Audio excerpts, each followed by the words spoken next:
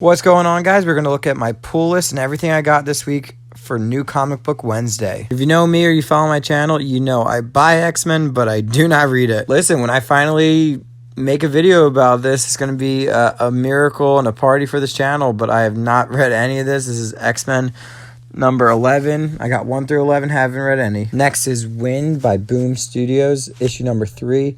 I love Wind.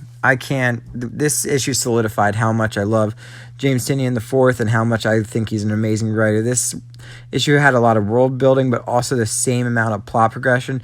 For $5, I think this is one of the best comics of the week. The art is amazing. The story, you want these characters to win.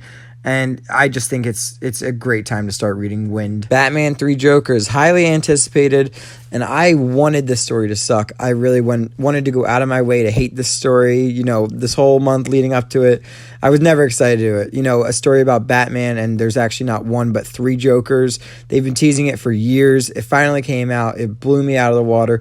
I think just overall, it is such an incredible book, and we don't know where this plot's going, but we know 3 Jokers is going to be one of those stories that's going to end up being talked about for years. So Batman 3 Jokers, as much as I didn't want to love it, it was just amazing.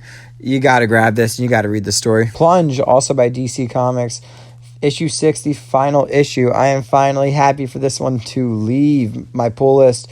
You know, I'm happy it's over. I really liked Plunge, but it also kind of sucked. You know, the first 3 issues were great, but the last 3 kind of trailed pretty hard.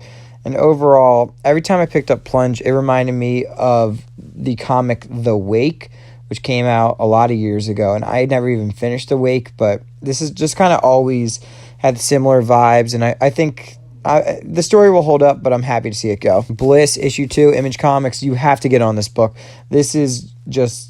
the son is defending his dad in front of millions of people in a courtroom. It's based in our world, but it also has these otherworldly aspects. And his dad is accused of, I think, getting everyone addicted to some rare drug, and a lot of people died from it. And it's the son's perspective on saying why his dad should be innocent.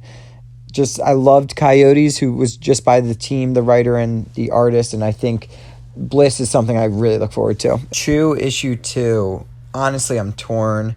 I love the Chew universe. I loved John Layman's and Rob Gilroy's Chew universe, but kind of revisiting it in this form and seeing this new artist and this new take on a different character, I don't know. I don't know if I want to be here, and honestly, I think I don't.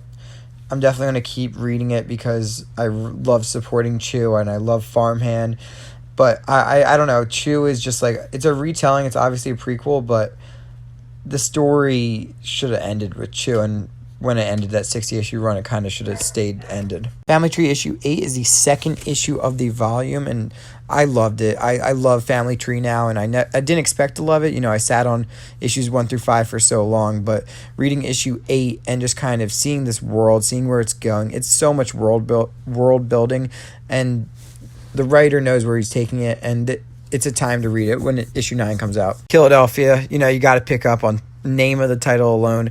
It's good to jump back into this universe. It's very dark. If you look at the images, it is just so dark with these vampires.